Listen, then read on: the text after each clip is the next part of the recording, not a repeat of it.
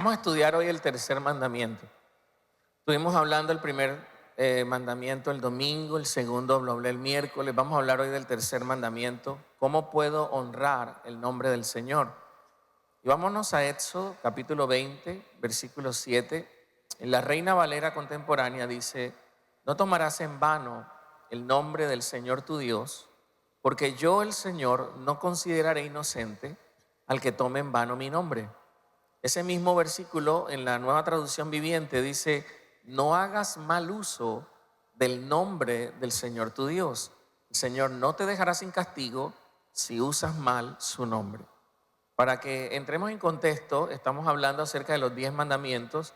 El devocional de este mes se llama Rutas de Obediencia. Y si estás haciendo puntualmente tu devocional, el día de ayer empezamos con el tercer mandamiento, ¿verdad? ¿Alguien lo hizo ayer? Los sábados también se hace el devocional. ¿Oyeron? Entonces, bíblicamente hablando, existen muchas formas de deshonrar el santo nombre de Dios. Yo le dediqué como 5 días solo a ese tema y está ahí en el devocional. Entonces, por motivos de tiempo, voy a dejar que el devocional de este mes te ministre durante estos 5 días, ¿verdad? Rutas de obediencia, para que tú puedas profundizar un poquito más sobre lo que es tratar el nombre del Señor en vano. Ayer en el devocional les hablaba de que esa palabra en vano en hebreo es shab, que tiene unas implicaciones bastante profundas e interesantes que cada uno de nosotros, pues yo como pastor considero que todo cristiano debería aprender, ¿verdad? Sin embargo, hoy quiero hablarte sobre cómo podemos darle gloria al nombre del Señor. Entonces, shab, que es en vano, ¿verdad? Y hace referencia a lo que hacemos mal a la hora de tomar en vano el nombre del Señor. Se divide en 3 áreas importantes: palabras, conducta y carácter. Eso lo van a estudiar el lunes con nosotros, ¿verdad? En el devocional. Pero yo me voy a enfocar no en todo lo que es lo que estudié y profundicé allí en el devocional para no repetir. Y quiero enseñarte hoy sobre cómo podemos darle gloria de vida a su nombre. Si hiciste el devocional ayer es el Salmo 29. Y el versículo 2 dice: honra al Señor, honren al Señor por la gloria de su nombre.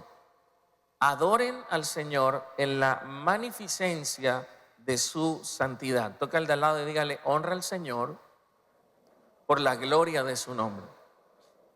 Miren, la palabra gloria en el hebreo es kabod, con K. Kabod, V, ¿verdad? Kabod, termina en D. Significa literalmente peso, densidad o importancia. Entonces, en ese sentido, cuando hablamos de darle gloria a Dios, estamos hablando de atribuirle a Dios el peso correcto en nuestra vida. Significa reconocer que Él no es un accesorio. Significa reconocer que tampoco es un elemento secundario en nuestra vida, sino que es el eje central y determinante de nuestra realidad. Amén. Deben saber que cuando la Biblia habla del nombre del Señor, ¿verdad? En la mentalidad hebrea, el nombre no es solo un título. Por eso los nombres en hebreo significan algo, porque no solo es un título, sino que representa 3 cosas importantes. Número 1, su carácter. Número 2, su autoridad. Y número 3, su reputación revelada. Número 1, el nombre representa carácter. Número 2, representa autoridad. Número 3, representa reputación revelada. Así que dar gloria a su nombre significa vivir alineados con lo que el nombre de Dios representa, para no deshonrarlo con una vida que es contradictoria a ese nombre. ¿Cómo entonces honramos ese nombre? Cuando nuestra conducta confirma lo que estamos confesando con nuestros labios. Cuando uno sigue el hilo conductor del Salmo 29, específicamente el versículo 2, en la parte del versículo donde dice, si puedes ponerme de nuevo el versículo 2, dice: adoren al Señor en la magnificencia de su santidad. Entonces, este versículo nos enseña que no se puede separar la palabra gloria con la palabra santidad.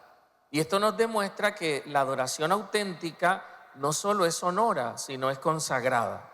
En otras palabras, usted no puede darle gracias plenamente a Dios y honrar debidamente su nombre si usted resiste ser transformado por la gracia de Dios. Así que en el día de hoy me va a tomar, puse 10 formas bíblicas, pero creo que no va a alcanzar, ¿verdad? Vamos a trabajar las primeras 5 en esta mañana. 5 formas bíblicas en que podemos darle gloria de vida al nombre del Señor. Y en primer lugar, ¿cómo le puedo dar gloria al nombre del Señor bíblicamente? En primer lugar, poner al Señor como el primero. Poner al Señor como el primero. Mira lo que dice Mateo capítulo 6, versículo 33. Busquen el reino de Dios por encima de todo lo demás y lleven una vida justa y Él les dará todo lo que necesiten. Entonces, dar gloria a Dios comienza cuando Él gobierna mis prioridades. Toca al de al lado y dígale, tú le das gloria a Dios cuando Dios es quien gobierna tus prioridades. Entonces, para el Señor es importante, ¿verdad?, que tengamos la disciplina diaria de hacer el devocional todos los días. Eso le demuestra al Señor que estamos haciendo algo para cuidar nuestra relación con Él. Eso es bueno. Sin embargo, el Señor es ampliamente glorificado, escúcheme, cuando nada compite con su gloria en mi vida. La Biblia dice que el Señor no compartirá su gloria con nadie. Entonces, la mejor manera de honrar a Dios es que en mi vida Él sea el centro. Él tome el primer lugar. Amén. En Deuteronomio capítulo 6, versículo 5, la Escritura dice, ama al Señor tu Dios con todo tu corazón, con toda tu alma y con todas tus fuerzas. Por desgracia, el gran problema de la mayoría de cristianos hoy en día es que muchos quieren añadirle a Dios a una vida que ya fue diseñada. Y la gente dice constantemente, Señor, pero bendice mis planes, bendice mis proyectos, bendice mi futuro y todo lo demás. Sin embargo, para que usted pueda darle gloria a Dios como se debe, usted tiene que aprender a rendir por completo su vida y decirle, Señor, eres tú quien diriges mi vida, no soy yo. Tú eres quien tomas el primer lugar en mi vida. Yo no escribo mis planes, tú escribes mis planes. Aleluya. Eso es honrar debidamente el nombre del Señor. Usted tiene que entender que Dios, siendo Dios, nunca va a competir por un lugar en tu lista. Quiero que entiendas eso. Dios nunca va a competir por un lugar en tu lista. Así que si tú inmediatamente lo haces sentir como el segundo, el tercero, el cuarto, y lo tratas con migajas y con sobras, Él no te va a decir nada, pero su presencia se va a alejar de ahí. Dios no es como tú, que está en una relación tóxica recibiendo migajas y aún se queda. No, Dios cuando no le das la gloria que Él se merece, porque es que Dios sabe quién es Él. Él es el alfa y el omega. Él es el principio y el final. Él no te va a decir nada, pero su presencia, su respaldo, su bendición se empiezan a alejar de ti.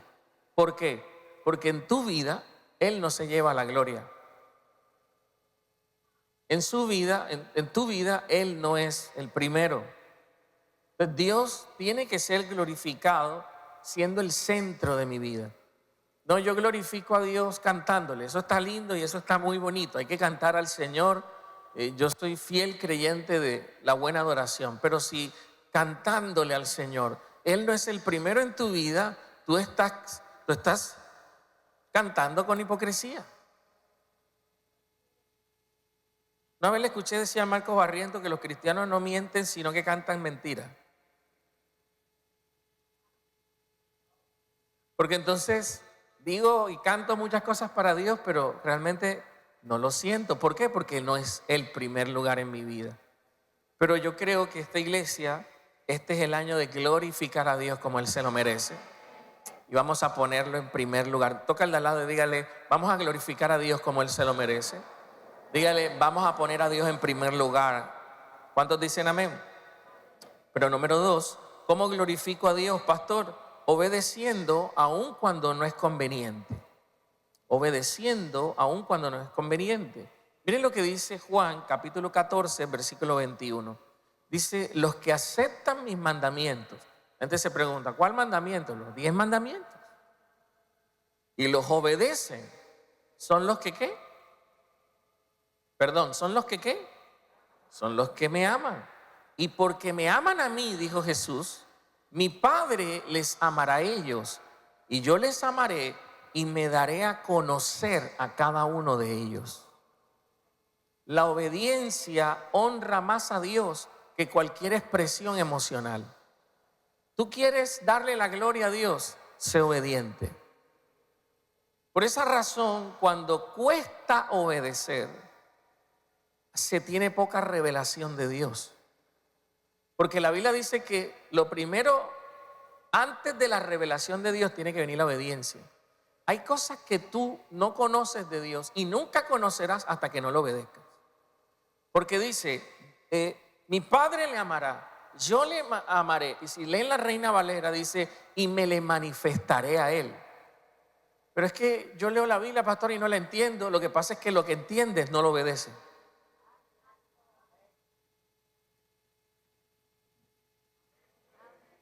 ¿Por qué Dios tendría que darte otro tema y explicarte otro tema si los que ya te explicó no los obedece?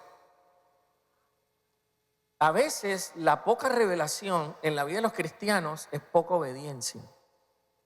No vas a poder alcanzar otro nivel de revelación de la palabra si lo que ya conoces no lo estás poniendo en práctica. Entonces yo quisiera que Dios me hablara como el pastor, pero es que ya Él te ha hablado y lo que te ha hablado usted todavía no lo hace.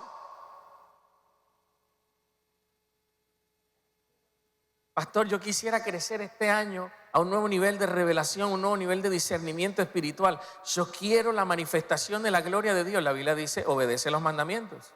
Si obedecen los mandamientos, mi Padre le amará, yo le amaré y nos les manifestaremos a ellos. Yo declaro que Dios se va a manifestar en esta iglesia de manera sobrenatural este año. Dios se va a manifestar. Alguien tiene que dar un grito de júbilo aquí. Dios se va a manifestar de manera sobrenatural en esta iglesia. Pastor, ¿por qué? Porque vamos a ser obedientes. Toca al de al lado y dígale, te falta obediencia. Dígale, toca al de atrás, al de adelante, dígale, te falta obediencia. Dígale, porque quien obedece tiene revelación. Toca al de al lado, toca al de al lado, al de atrás, al de adelante, dígale, quien obedece tiene revelación. Dígame. Lo estudiamos también en estos días, en el PAMPE de algunos de estos días. Génesis 22, versículo del 2 al 3. El Señor apareció a Abraham y le dijo, toma tu hijo. ¿Se acuerdan? Tu único hijo. Me encanta cómo Dios, cuando está pidiendo lo que está pidiendo, es muy específico. Toma tu hijo, tu único hijo, sí, coma, a Isaac. Y luego dice, a quien tanto amas, y vete a la tierra de Moriab, y allí lo sacrificarás como ofrenda quemada sobre uno de los montes, uno que yo te mostraré. Yo siempre le digo a la gente que Dios no es místico. Hay gente que me ha dicho, es que no sé qué es lo que Dios quiere que yo haga. Mentira. Dios, cuando quiere que usted haga algo, es bien claro. Lo que pasa es que tú te haces el sordo y tú dices que será castigo de Dios, pero no escucho nada. Dios es tan específico, pregúntenme por qué. Porque tú embolatas a Dios y te embolatas a ti mismo. Mira que yo necesito que tú aprendas a esto. Si Dios empieza a ser general, tú empiezas con tu gente que pero Él me dijo en la mañana o en la noche, eso. ¿Qué será que? Si Dios le hubiera dicho a Abraham, toma a tu hijo y sacrifícalo, va y busca a Ismael. Porque Abraham tenía 2 hijos, Ismael ya había nacido. Si Dios le dice, busca a tu hijo y entrégamelo, donde sea que estuviera Ismael, recuerden que él lo echó con su mamá Agar. Los que leen la Biblia saben a lo que me estoy refiriendo. Donde sea, lo hubiera llamado, ay, mi hijo, fíjate tú, tienes que venir. Pero Dios, como cuando Él pide obediencia, es tan específico, dice, a tu hijo, coma, Isaac, oíste. Y imagino a Abraham, y luego le dijo, al que amas. Tú siempre sabrás 2 cosas. lo que amas y lo que Dios te pide. Y es por eso que tú no me puedes mentir a mí, papi, porque ya yo pasé por eso. Quien va a vivir en santidad, Dios le va a pedir lo que ama. Y si tú no estás dispuesto a hacer eso, no vas a honrar a Dios. ¿Por qué? Porque la obediencia es lo que honra el nombre del Señor. Ahora, lo increíble de Abraham es que el versículo 3 dice que a la mañana siguiente, yo me hubiera tomado un mes. Porque no me está pidiendo a nadie, me está pidiendo a la negra, me está pidiendo a Emily. Es un hijo. Los que tienen hijos sabemos. Ahora, pregunta, ¿qué pasaría si Dios te pidiera entregar lo que más amas? ¿Cuál sería tu respuesta? Y esta segunda pregunta es mejor. ¿Cuánto tiempo te tardarías para obedecer? Y la Biblia dice que Abraham no solo dijo, listo, yo lo sacrifico, sino que a la mañana siguiente, yo estoy seguro, y los hombres que están casados aquí me van a entender, estoy seguro que Abraham no le dijo nada a la mujer. Porque las mujeres retrasan las cosas que uno como hombre quiere hacer. Eso en primer lugar. Y en segundo lugar, la mamá es mamá. Si ella me hubiera dicho, imagínate tú Abraham arreglando todo mío y tú para dónde vas, ahí, a degollarle hijo a nosotros. Señor, ayúdenme. Ve a esa señora, diga, mira, me llevas a mí. Pero yo, eso no fue Dios quien te habló, desgraciado. ¿Alguien está aquí conmigo? Pero a la mañana siguiente se fue. Hay tres casos de la obediencia a Abraham que siempre me ha parecido impresionante. Este es uno. Y el otro es cuando Dios le reveló la circuncisión. Los que no saben, la circuncisión es una cirugía de nuestro órgano sexual masculino que se hacía en ese tiempo. La exigencia bíblica era hacerlo con un cuchillo de piedra sin anestesia. Dios les revela eso y dice, a la mañana siguiente se circuncidó él y circuncidó a todos los hombres de su casa. La gente quiere bendición, pero retrasa la obediencia. Y en Génesis 22, versículo 16, el mismo capítulo de lo que estamos leyendo, en el 16, porque obvio Dios lo estaba probando, el Señor dice, ya que me has obedecido y no me has negado ni siquiera a tu hijo, tu único hijo, juro por mi nombre que ciertamente te bendeciré. Y miren por qué nombre juró, por su nombre. Recuerden que estamos hablando del tercer mandamiento. No tomarás el nombre del Señor tu Dios en vano. Ciertamente te bendeciré, multiplicaré tu descendencia hasta que sea incontable como las estrellas del cielo, como la arena a la orilla del mar. Tus descendientes conquistarán las ciudades de sus enemigos. Déjame decírtelo 1.000.000 de veces hasta que te lo creas y te convenza. La obediencia trae bendición. Nunca serás bendecido más allá de lo que decidas obedecer. Eso significa que quien detiene la obediencia paraliza su propia bendición. Negarse a obedecer es posponer bendiciones. ¿Sabes por qué hay cristianos estancados que no crecen? Porque el estancamiento llega en el mismo día en que llega la negligencia a obedecer. El mismo día que usted diga, la verdad que eso suena muy lindo y todo, pero eso no lo voy a hacer, ese día frena la bendición. El día que usted lea algún versículo en la Biblia y diga que ahí se equivocó Jesucristo, como dijo mi abuelo una vez.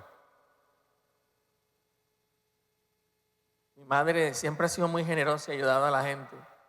Y había un hombre que mi mamá siempre ayudaba con paletas para que echara para adelante y se le robaba siempre la cava y las paletas. Y todos los días venía, todos los días mi mamá compraba cava y todos los días le daba paletas. Y un día mi abuelo se aburrió y dijo, ven acá, Tilvia, ¿tú qué estás haciendo? Mi mamá le puso a leer el versículo, no te canses de hacer el bien, a su tiempo segarás si no cosecha. Yo nunca olvidé esa escena porque él se quedó meditando y dijo, ahí se equivocó Jesucristo.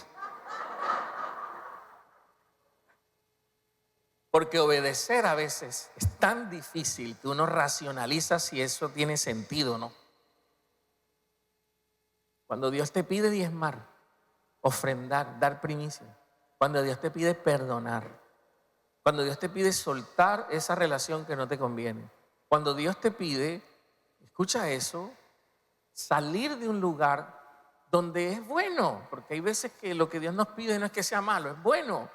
El lugar en donde estoy, me siento cómodo, pero Dios dice, sal de allí que te quiero llevar a otro lugar. Hay tantas cosas que Dios te puede pedir. Y la pregunta es, ¿vas a detener la obediencia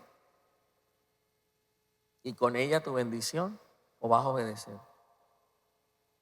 Hay miles de cristianos, tal vez millones en el mundo, que no entienden que la razón por la que el fluir de la bendición cesó es porque dejaron de obedecer. El cristiano que deja de obedecer se estanca.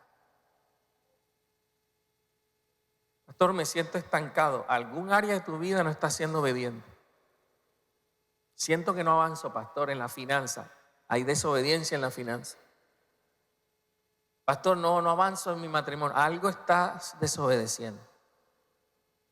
Porque el área que se paraliza es el área en la que dejaste de obedecer lo que Dios te está pidiendo que hagas. Pero número 3, ¿cómo le damos gloria de vida al nombre del Señor? Viviendo en santidad práctica, no solo en una santidad confesada, ¿verdad? Viviendo en santidad práctica, no solo en una santidad confesada. Miren lo que dice Primera de Pedro, capítulo 1, versículo 15. Primera de Pedro 1:15, voy a leer también el 16, dice, pero ahora sean santos en todo lo que hagan, tal como Dios quien los eligió es santo. Pues las escrituras dicen, sean santos porque yo soy santo. Quiero que sepan algo, santidad no es perfección, santidad es pertenencia exclusiva. Santidad en hebreo es kadosh, y hace referencia a algo que fue apartado, ¿verdad?, para un uso exclusivo. Esto significa que Dios es glorificado en nuestra vida cuando dejamos a un lado las cosas del mundo y nos apartamos para servirle únicamente a Él. Yo quiero decirle a usted que me está escuchando y a todos los que me están oyendo por transmisión, ustedes no son vasijas comunes. Son vasijas especiales para uso honorable en las manos de Dios. Toca al de al lado y dígale, tú no eres común. Dígale, tú no eres corriente. Tú eres alguien especial a quien Dios apartó para sí mismo. Y miren lo que dice Primera de Pedro 2:9 en la Reina Valera contemporánea. Dice, pero ustedes son linaje escogido. ¿Dónde está el linaje escogido aquí? Dice, real sacerdocio. Dice, nación santa, pueblo adquirido por Dios. Usted no lo adquirió el diablo, ni el pecado, ni el mundo. Usted es un pueblo adquirido por Dios, aleluya. ¿Y para qué? Para que anuncien los hechos maravillosos de aquel que los llamó de las tinieblas a su luz admirable. Entonces tú eres santo no porque seas perfecto, es porque eres parte de un pueblo adquirido por Dios para uso exclusivo de Él. Usted no le pertenece a nadie, ni a su familia, ni a nadie. Usted le pertenece al Señor. Tú eres su posesión exclusiva. Usted fue comprado por precio. Y escuche, no por oro, ni con plata, ni con joyas, ni piedras preciosas. El precio de su vida fue la sangre del unigénito Hijo de Dios. Por desgracia, la gente confunde santidad con perfección y nada está más lejos de la realidad. En el Antiguo Testamento, los utensilios que se usaban en el templo, a pesar de que eran de oro puro, porque el Señor así lo había exigido, ellos no eran santos, esos utensilios, porque fueran perfectos, diseñados de tal forma, ¿verdad?, que no tuvieran ningún defecto alguno. No, eran santos porque solo los usaban para el servicio de Dios. Una cuchara no es santa porque esté tallada por los ángeles. Una cuchara es santa porque el único que la usa es el Señor. Por eso la ira de Dios en Daniel capítulo 4, los que leen la Biblia, descendió sobre Baltasar el día en que en una fiesta estaban tomando vino en las tazas del templo. Lea la Biblia. Ni a Nabucodonosor Dios se le había salido así, pero el hijo de Nabucodonosor dijo, ¿dónde están los que conquistamos el templo de Jerusalén? Traigan las vasijas. Se sirvió un trago en una vasija de Dios. y empezaron a tomar. Y en ese momento un trueno llegó y la mano de Dios apareció y escribió un mensaje en una pared. ¿Por qué precisamente en eso? Porque estabas haciendo con algo, yo no sé si me estoy dando a entender. Entonces la gente dice, cuando lee ser santos, el diablo le dice, tienes que ser perfecto. Lo único que tienes que estar es apartado. Lo único que tú debes tener es conciencia de exclusividad. Una olla de esas se pudo haber magullado y aún así es santo. Porque no se usa para fiestas, no se usa para el arroz, para el sancocho el primero, no se usa para eso. Solamente se usa para adorar al Señor. Entonces, pastor, ¿por qué es importante que yo comprenda eso? Porque tú eres santo porque le perteneces a Dios y Dios solo te quiere usar a ti. Cuando tú usas tu vida y la prestas para usos comunes, es cuando empiezas a perder tu santidad. Pero Dios te escogió para Él. Tú le perteneces a Él. Y tú le das gloria a su nombre cuando practicas la santidad y vives exclusivamente para el Señor. Pero número 4, honrar el nombre del Señor, ¿verdad? Glorificarlo, darle gloria a su nombre, tiene que ver con el uso de nuestras palabras. El uso de nuestras palabras. Miren lo que dice Colosenses capítulo 4, versículo 6. La Escritura dice que sus conversaciones sean cordiales y agradables, a fin de que ustedes tengan la respuesta adecuada para cada persona. Usted no puede glorificar a Dios con su boca los domingos y deshonrarlo con sus propias palabras tóxicas en medio de la semana. Hay gente que la boca se le transforma el lunes. En la iglesia dicen varón, el lunes dicen desgraciado. Ayúdenme. Sí, se les transforma, tú sabes, hasta el hablado. Acá hablan de una santa aleluya. Pero en la casa, eso le dicen de cuánta cosa a la mujer, le dicen de cuánta cosa a los hijos, los mismos hijos que lleva a la iglesia. Y los hijos en su mente están creciendo con la idea incompatible de un padre que vele la cara, que los levanta y le hace la maldad de levantarlos temprano un domingo en la mañana. Porque quiero que sepan que levantar un hijo el domingo en la mañana es maldad pura, a menos que usted no viva a Cristo. Yo me hubiera resentido con mi mamá si ella no hubiera sido un buen ejemplo para mí. ¿Tú sabes lo que es levantarme? A mí me están levantando a las 6 de la mañana, 5 de la mañana, desde que tengo 6 años. Eso es una maldad. Los domingos.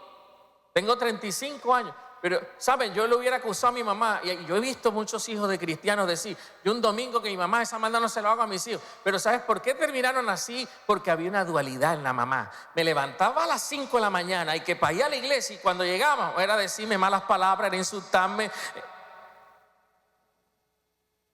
Y hay algo que un hijo aborrece más que cualquier otra cosa, la incoherencia.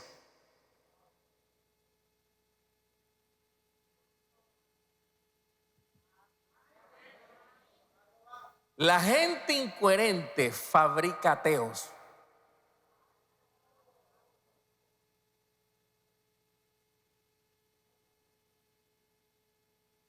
Y tú los ves que se bañan temprano, desgraciados. Se echan jabón y levantan ¡ay, vamos a adorar al Señor!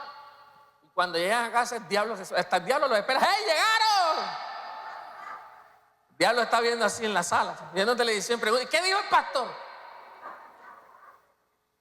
Ayúdenme. Usted si quiere adorar el nombre del Señor, usted tiene que aprender a ser una sola persona aquí y una sola persona allá. Que nuestros hijos digan, vale la pena levantarse temprano el domingo en la mañana. Mis papás honran a Dios, mis papás aman a Dios. Aquí se ve a Cristo de verdad. Aquí la gente está...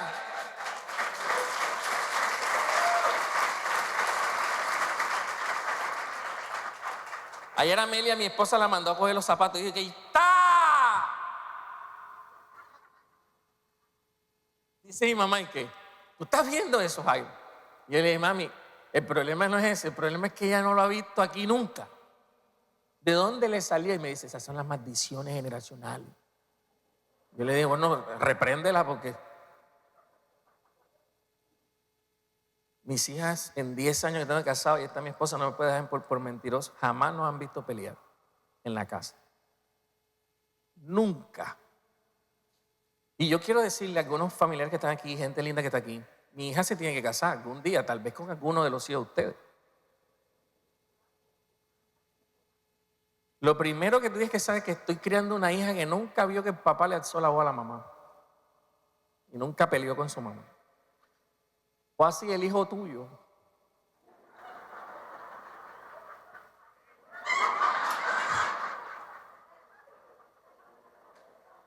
La primera pregunta que le va a hacer desgraciado que venga, hay pastor para decir su hija. ¿Quién te crió para ver? Si tú no me vas a dañar la vuelta. Alguien dígame. Mateo 12, 36 al 37 dice, les digo lo siguiente, el día del juicio tendrán que dar cuenta de toda palabra inútil que hayan dicho. Y escuche eso, las palabras que digas te absolverán o te condenarán. Tus palabras son más importantes de lo que tú dices y tus palabras dan gloria a Dios. Si tú eres una persona antes con un vocabulario bastante vulgar y soez y de esa forma te expresabas y andabas por ahí por la vida, en tu familia, en el trabajo, usted es un hijo de Dios y usted tiene que darle gloria al nombre del Señor. Usted tiene que cambiar su vocabulario. ¿En qué es PRI? Es PRI. Porque Dios respeta hasta eso. Pero Dios te deja la personalidad, pero te cambia el carácter. Tú sigues siendo la persona que eres, pero por dentro la fuente de ti cambió. Entonces la gente que es, hay mucha gente que le gusta, ¿verdad? Es bastante, yo le digo exótica.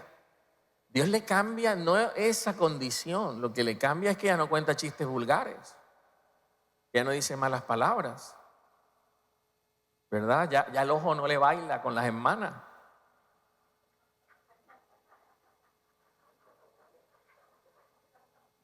Yo los conozco, apenas están recién convertidos de hermana. Pero cuando el carácter de Cristo, ya la persona va madurando. Pero ojo con lo que hablamos. Lo que al de al lado, dígale, ojo con lo que hablas. Dígale, y más si tienes hijos, ojo cómo estás hablando en tu casa, en tu familia. Número 5, y termino con esto. Vivir en integridad aun cuando nadie nos mira. Vivir en integridad aun cuando nadie nos mira. En su momento, el Señor concluyó lo siguiente de la nación de Israel. Escuche eso. Deuteronomio capítulo 32, versículo 20 dice, los abandonaré y ya veremos cómo terminan. Imagínate a Dios diciendo eso de un pueblo. Pues son una generación torcida, hijos sin integridad. No me están escuchando. Imagínate que Dios diga así, miren, los abandonaré y ya veremos cómo terminan. Imagina que Dios diga eso de ti, de la iglesia. Pues son una generación torcida, hijos sin integridad. La palabra integridad en el Antiguo Testamento, en el hebreo, significa entero, significa completo, significa sin doblez, no significa sin errores. La gente tiene que aprender a diferenciar entre pecar y cometer un error. Dios no te manda a ser infalible, te manda a no pecar. Errores siempre cometerás. Lo que no te manda es a vivir una vida en pecado. Entonces, integridad no es una vida sin errores, es una vida sin duplicidad. Es decir, es una vida con un solo estándar, con un solo corazón y con un solo estilo de vida. El problema es que hay gente que en la iglesia adora a Dios y en la casa es silvestrista. Acá hay que, Señor, lléname. Y llené a la casa, llegó el poder.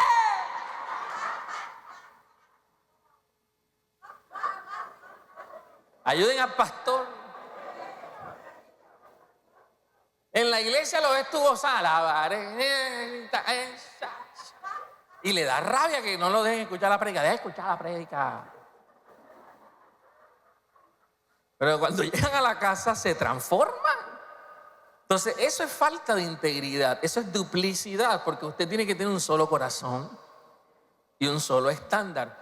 Eso en el Antiguo Testamento, en el hebreo. En el griego, que es el idioma del Nuevo Testamento, la idea se expresa como sinceridad, sin mezcla. Antes, cuando la gente iba a comprar una vasija de arcilla, se llevaba una vela. El que sabía que era gallo jugado se llevaba una vela. Y cuando le presentaban la vasija bien brillante, cogía la vela y empezaba con la vela a pasarle por toda la vasija. Habían fabricantes de vasijas que cuando se les partía una vasija para no pasarla por pérdida, la volvían a pegar y luego le pasaban una cera de tal manera que se veía como si no hubiera pasado absolutamente nada. Pero cuando le pasaban el fuego con la vela, la cera se derretía. Y de ahí salió la palabra en griego de sin cera. No tiene cera, es decir, no mete mono, no tiene grietas. ¿Alguien está aquí conmigo?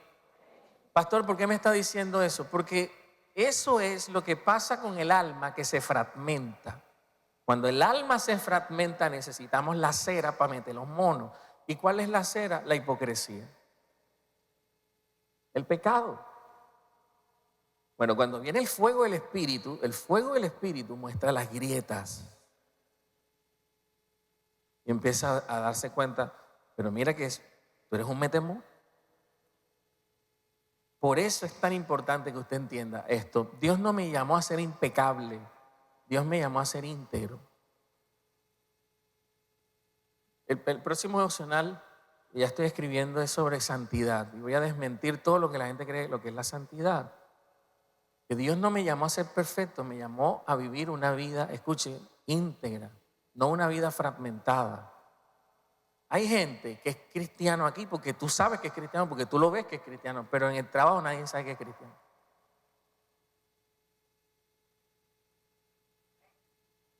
La familia no sabe que es cristiano. Porque es que hoy en día es muy fácil ser cristiano. Los cristianos de los 90, o sea, la época de mi mamá era bastante notorio, porque ya la gente cuando se convertía se ponía un faldón enseguida. Número 1. Número 2, se dejaba crecer el sobaco. Yo no sé por qué la mujer. Mi mamá siempre tuvo así, todo bien puesto. Pero en esa época, entre más grande fuera la Biblia, más cristiano era. Era una cosa gruesa, así la gente la tenía que llevar aquí. Entonces, todo el que tú veías ahí con la Biblia bajo el brazo, tú decías, es cristiano. Pero hoy en día es muy fácil acomodarse porque la gente lleva un teléfono y dice que aquí lleva la Biblia. Y como hoy en día las cosas se han renovado, vele la cara al pastor predicando así. No necesito corbata ni saco. Entonces, se ha vuelto no tan externo, pero el interior sigue sin ser transformado. Y te pasa como mamita cuando le pegaba a mi mamá siendo señorita. Mamita, ¿por qué le pegabas a mi mamá siendo señorita? Porque ella lavaba los platos por fuera. Por dentro los dejaba sucios y los volteaba. Cuando mamita los iba a usar, hacía así. ¡Ay! Y Jesús dijo que la hipocresía en Mateo 23 de los fariseos era: ustedes lavan lo exterior del vaso, pero lo interior no lo lavan. Pastor, ¿qué es eso? La hipocresía, la duplicidad. Dios no te está llamando a que te arregles para venir a la iglesia nada más por fuera. ¿Y lo dentro qué? ¿Y lo dentro para cuándo? Y resulta que lo por fuera Dios no lo usa, lo que Él usa es por dentro. Él no puede usar un vaso sucio por dentro. Él no puede usar una vasija sucia por dentro. Dios no te está pidiendo perfección por fuera. Lo que te está pidiendo es integridad por dentro. Aleluya. Hay gente aquí que tiene que entender lo que estoy predicando.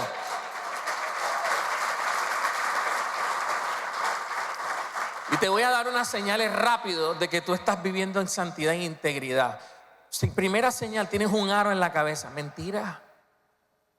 Sí, porque hay gente que dice, aquella no está en santidad, mírala cómo camina. Hay hermanas que se creen con el don de examinar al otro, nada más viéndolo. Y eso no es así. Mira, te voy a decir si tú estás creciendo en santidad. Número 1, cuando falla lo admites.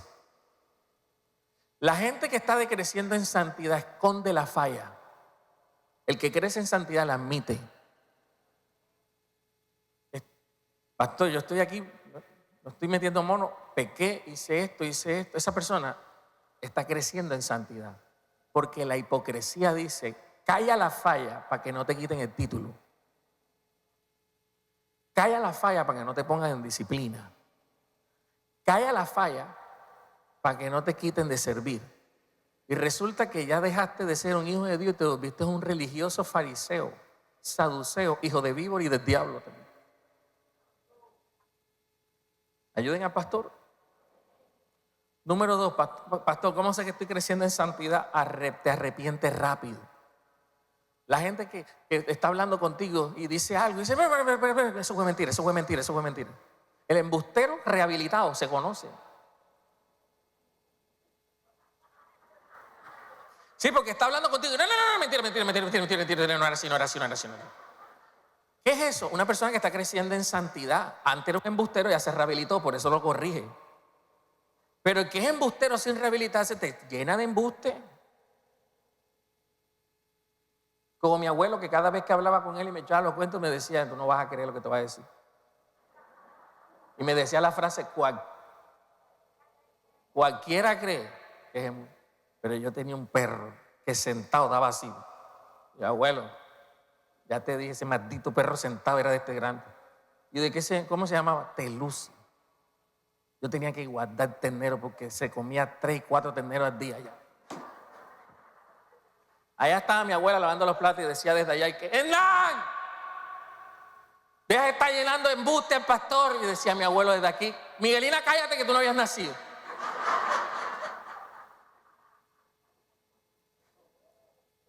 Cuando uno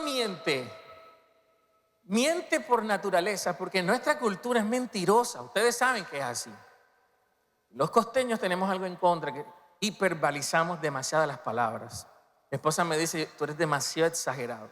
Una cosa es mamar gallo exagerando para echar un cuento o algo así. Y otra cosa es que te estás acostumbrando a que cada vez que dices algo mientes. Yo no sé si me estoy dando a entender. Entonces tú lo entiendes. ¿Y cómo sabes que estás creciendo en santidad? Porque de una te arrepientes. Y lo mismo pasa con todo. Eras de los que agarraba cosas y de una vas devolviendo el lapicero. Mira, manito, el lapicero me lo llevo. Esa persona está creciendo en santidad. Lo que pasa es que en tu mente religiosa, él no es santo porque todavía lucha. ¿Quién te dijo que la lucha no es santidad? Si tú eres un cristiano que estás luchando con un pecado y lo estás reconociendo y estás admitiendo, usted está creciendo en santidad. Te voy a decir cuándo decreces en santidad, cuando lo practicas y te quedas callado.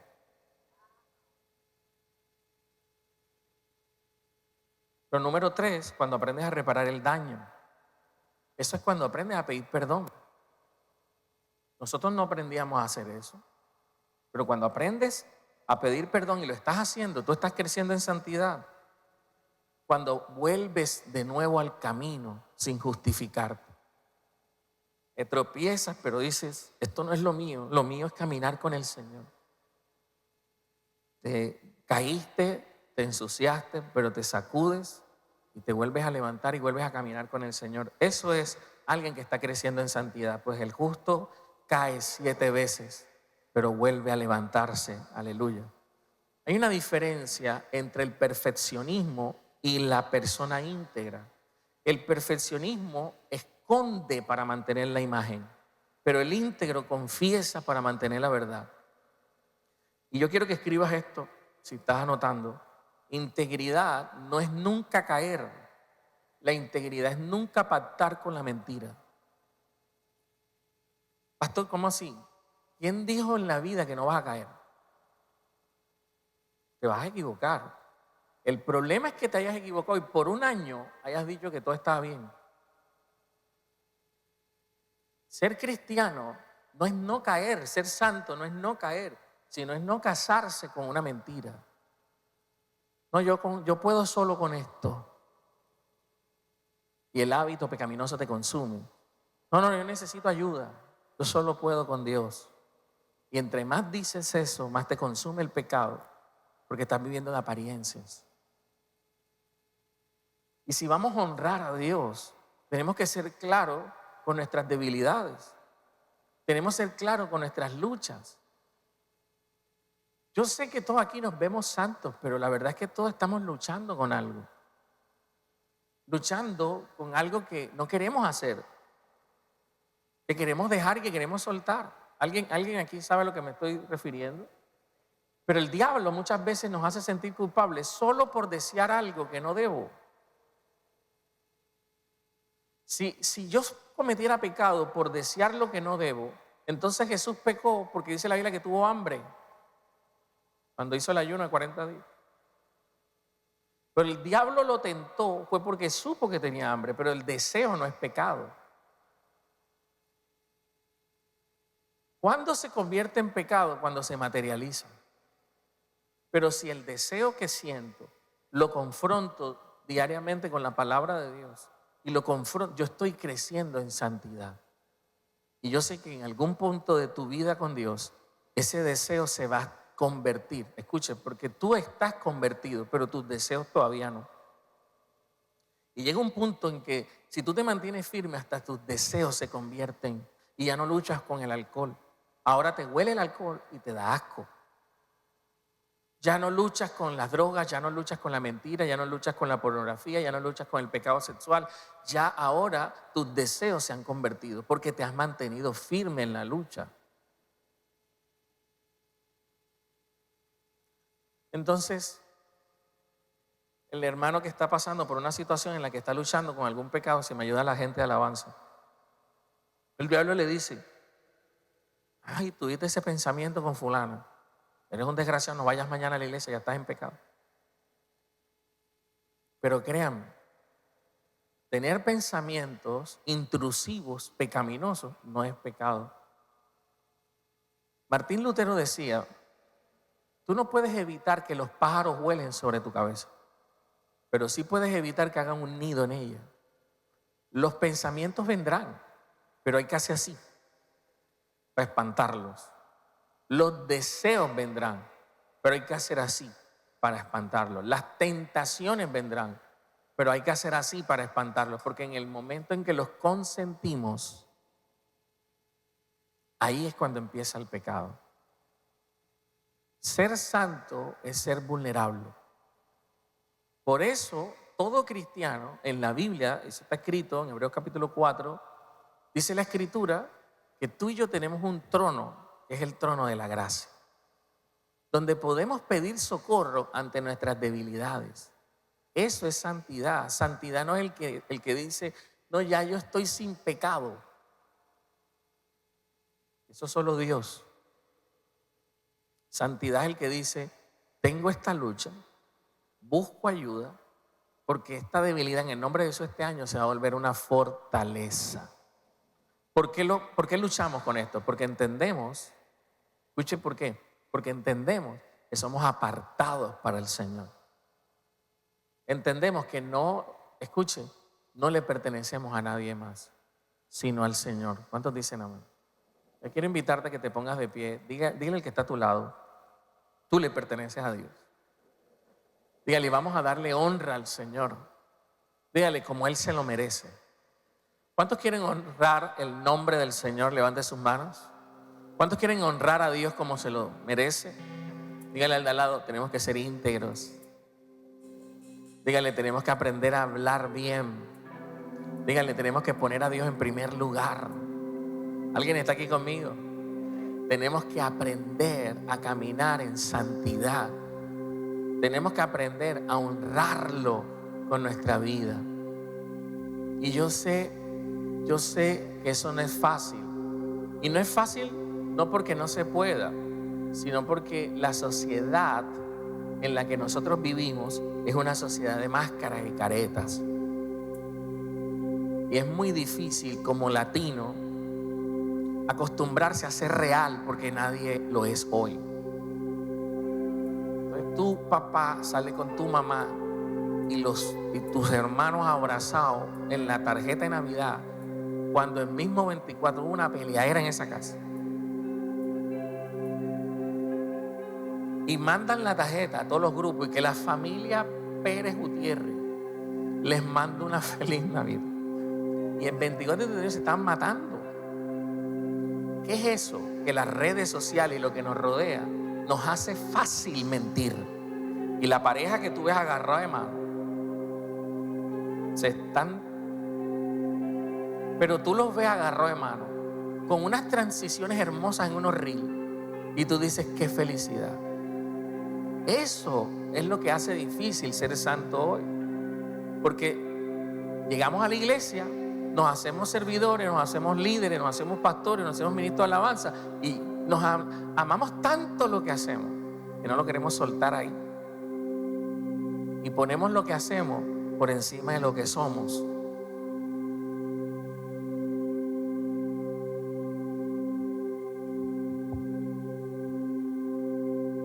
Y resulta que en el cielo el piano lo tocan mejor que tú. Hay un ángel, desgraciadamente hay un ángel allá que toque eso mejor que uno. Pero a Dios nunca le importó lo que hacemos, sino lo que somos.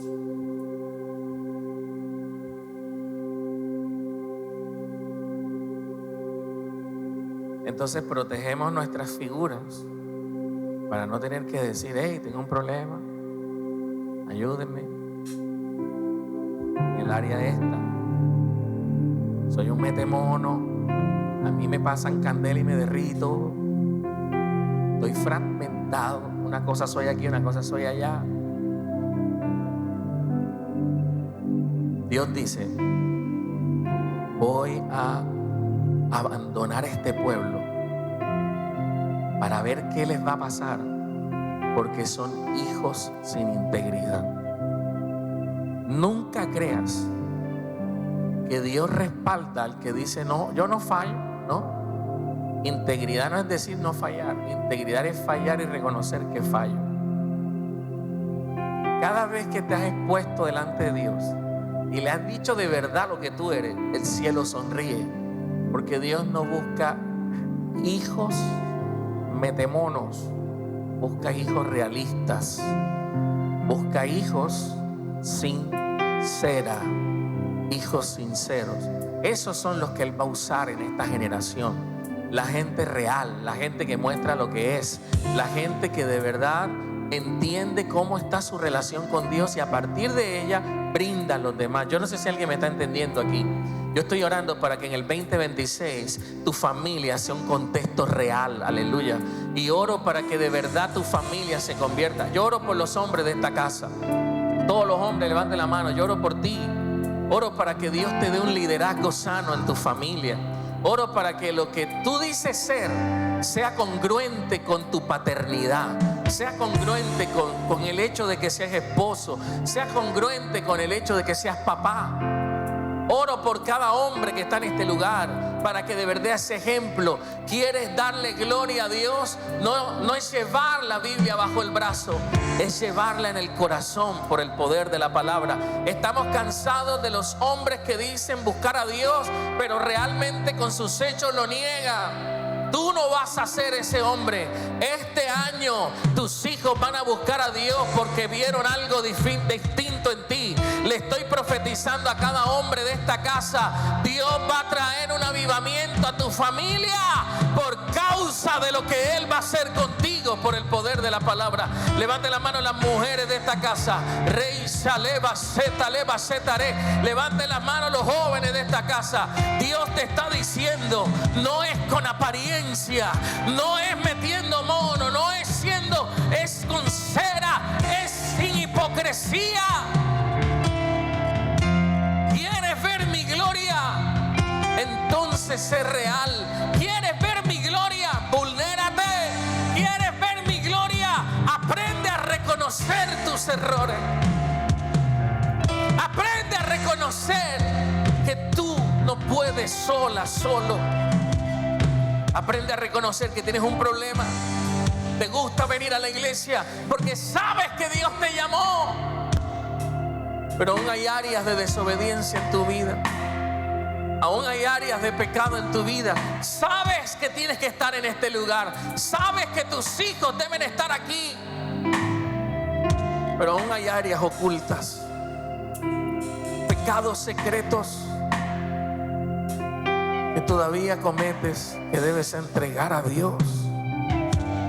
Y estamos en un nuevo año. Este es el momento tuyo para empezar a sanar, para empezar a exponerte y a exponerle esas áreas delante de Dios. Levanta tus manos al cielo.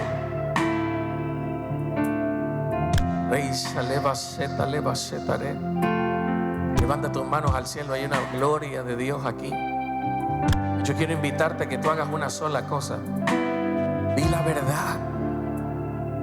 Di la verdad ahí delante de Dios. Te aseguro que Dios te está escuchando en este momento. No es decir soy perfecto, ninguno de nosotros lo es. Dios me libre de decir que soy perfecto solo porque soy pastor y predico desde este púlpito. Dios nunca me llamó a ser perfecto, me llamó a ser santo, a vivir apartado para Él, a ser íntegro, a ser una sola persona donde sea que vaya, a no olvidar de mis principios ni de mis convicciones, a no ser cristiano de domingo y luego de lunes a sábado vivir como un ateo. Dios me llamó a ser real, a tener una relación con Él real. Él me llamó para ser transformado por Él, aleluya. Y yo quiero declarar que en tu trabajo la gloria de Dios se va a sentir. En tu familia la gloria de Dios se va a sentir. La gente no solo va a saber que eres cristiano, la gente va a ver el poder de Dios a través de ti. La gente no va a ver incoherencia de tu fe. La gente va a verte con otros ojos, porque eres una hija de Dios, porque eres un hijo de Dios. Levanta tus manos. Y no me voy, dígale, hasta que suceda, hasta que tu gloria inunde mi interior. Levante sus manos y dígale eso. Y no me voy hasta que suceda, hasta que suceda. Dígale hasta que tu gloria. Hasta que tu gloria. Vamos, levante sus manos, levante su voz. Alguien tiene que adorarlo. Dígale, no me voy de este lugar hasta que algo suceda en mi vida. No me voy de este lugar hasta que la gloria de Dios rompa toda hipocresía, rompa con toda cadena de religiosidad, rompa con el fariseísmo, rompa en el nombre de Jesús con toda muerte interior, con toda propaganda, con toda careta, con toda máscara. La unción de Dios pudre los yugos del diablo en este lugar. Hoy se desbaratan esos deseos, esas cadenas, esos pecados secretos. Hoy se ponen a la luz de Cristo, no para condenarte, no para enjuiciarte, sino para restaurarte, sino para perdonarte. Hoy es el día en que lo que estaba agrietado, hoy es el día en que lo que estaba fragmentado se vuelve uno solo por el poder de la palabra. Hoy echo fuera de este lugar todo lo que el enemigo había tirado sobre ti, toda esa idea religiosa de pecado, de muerte, se va fuera de tu vida por el poder de la palabra. Dios te está levantando, Dios te está levantando, Dios te está levantando, Dios te está levantando, porque eres un cristiano de un solo corazón, cristiano de una sola fe, cristiano de una sola pieza, aleluya. El Padre te va a usar, el Padre te va a usar y va a revelar su gloria en tu casa, va a revelar su gloria en tu familia, va a revelar su gloria en donde sea que estés. El Padre va contigo este año. Lo que nunca antes habías visto, lo vas a empezar a ver en este tiempo por el poder de la palabra. Aleluya. Levanta tus manos y di conmigo: yo recibo hoy la libertad que mi alma necesita para romper con toda careta y ser libre para exponerme. Me dijeron que la exposición y que la verdad me condena, pero eso no es lo que la Biblia dice. La verdad es la que nos hace libres. En la oscuridad y en el secreto nadie es libre. Pero cuando exponemos nuestras debilidades, ahí es donde empieza la libertad de Dios. Señor, sana cada vida que está aquí. Tú conoces las luchas de cada persona, Dios. No es fácil, porque venimos de un mundo acostumbrados a hacer exactamente lo que a ti no te agrada. Pero por tu Espíritu estamos aquí. Danos la fuerza para no pecar. Danos las fuerzas para no caer en tentación. Tú lo incluiste en el Padre Nuestro, dijiste: líbranos de toda tentación, líbranos, guárdanos del mal. Guarda del mal a cada hombre que está aquí, a cada mujer que está aquí, Señor. Ninguno de los que estamos aquí somos perfectos, pero somos conscientes de que somos santos. Fuimos apartados porque te pertenecemos. Ahora queremos darle gloria de vida a tu santo nombre. Ayúdanos a ser íntegros, a vivir en santidad. Ayúdanos a ser cristianos de una sola pieza, a ponerte a ti en primer lugar en todas nuestras decisiones. Ayúdanos a ser coherentes con nuestras palabras. Dígale: Señor, yo te entrego mi boca en esta mañana. Y yo te pido que me ayudes a hablar correctamente. Y hoy te pido, Espíritu Santo, que como pasó con Isaías, pase carbón encendido por las bocas de estas personas. Pasa carbón encendido por nuestros labios y echa colirio santo sobre nuestros ojos. Purifícalos para que ya no veamos cosas que a ti no te agradan. Purifica nuestras manos, que tu sangre preciosa nos limpie